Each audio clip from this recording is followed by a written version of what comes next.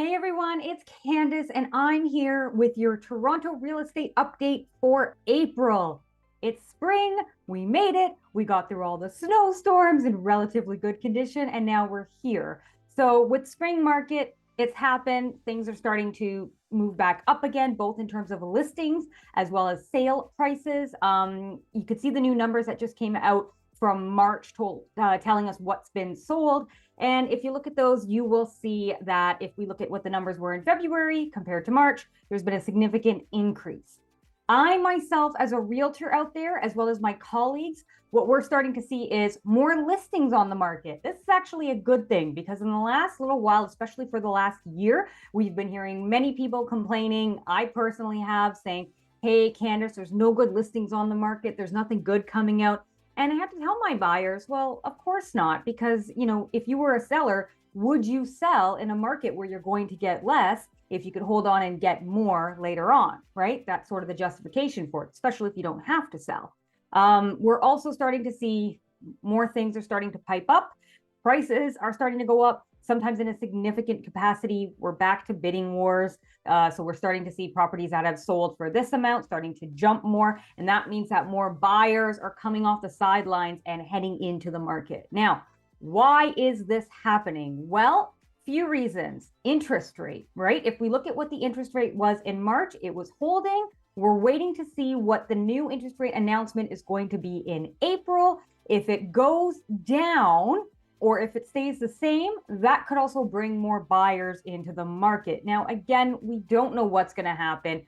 Big thing we have to look for is, our neighbors in the US, what's happening with them in terms of their inflation rate, because that does have a direct impact on what's happening here in Canada.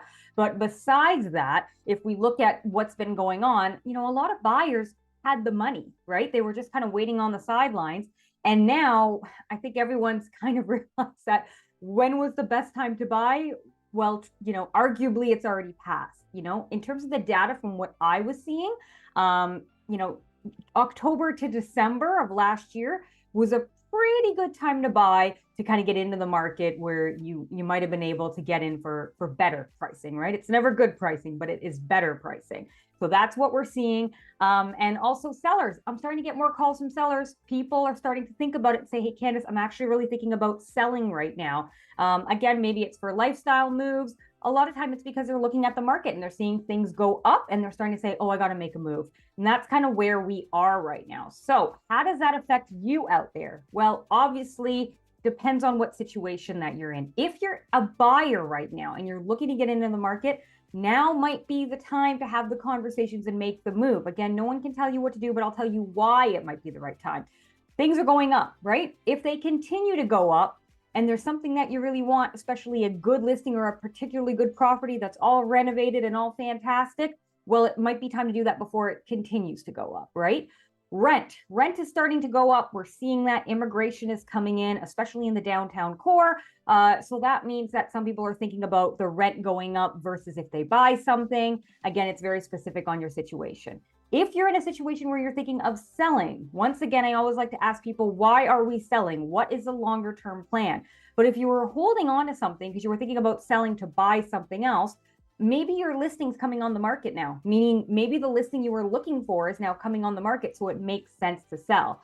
One interesting thing we're seeing out there is the investor market. So a new report came out, some data came out and basically said that 40% of the condos in Toronto are owned by investors. And these are what we call small business investors, mom and pop. This would be individuals that, either kept their condo when they bought something else, or they bought a property, in hopes that maybe they can gift it to their kids later on. Lots of things are happening here. So with the investor market, I'm actually getting calls from investors now who are saying, hey, Candice, I need to sell because, interest rates are still where they are. I can't hold on to this anymore. It's no longer making sense to hold on to. The numbers don't work anymore. So with that, we're watching to see what inventory comes up, because that might actually have an effect, because right now we're actually seeing condos selling again. And what that means is in the last couple months, condos were coming on the market and not very much frequency. This is where we have the inventory issue.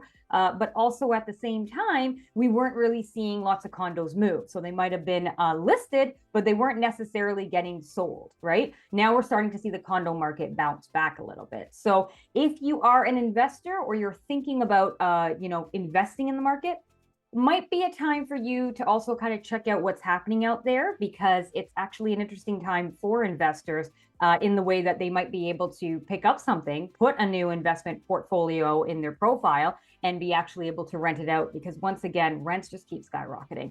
I hate to say it, but that's where we're at. Now, when we are looking at the sold data and the numbers, the one caveat I want to say is not all areas are created equal. There are certain areas, particularly in Toronto, that are getting a lot of attention, and some areas that are not getting as much, right? And if we look outside of the Toronto core, Durham's going up as well, but not in the same frequency of numbers. If we look over in the area of Niagara region, or even over to Kitchener and Waterloo, totally different story there. So this is where you really want to check the numbers of what's actually being sold versus what's being listed out there to give you an accurate picture of what is going on, right?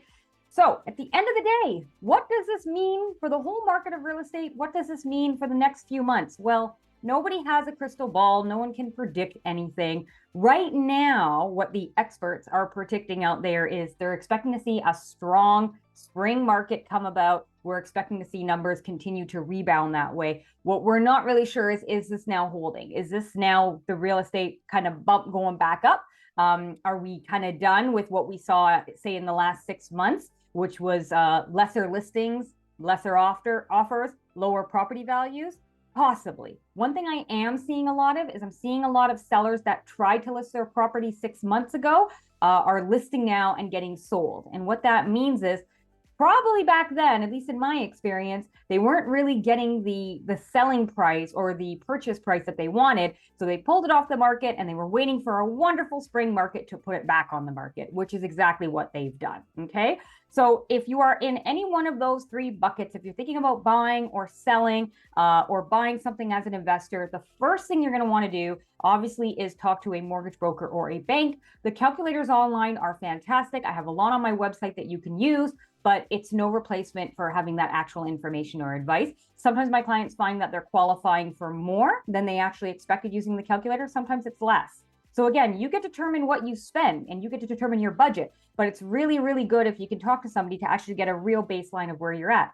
Also, while you're talking to a mortgage broker or a bank, you also want to talk about first-time home buying incentives. If you're eligible, you can use your RRSP towards some of the down payment of the home if you're a first-time eligible home buyer.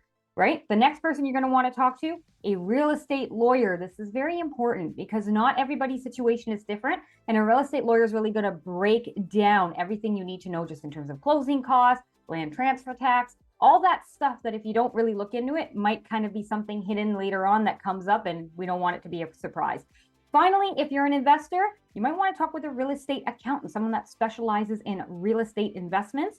I have all these people in my roster. So if you need a recommendation, I'm more than happy to give it. All right.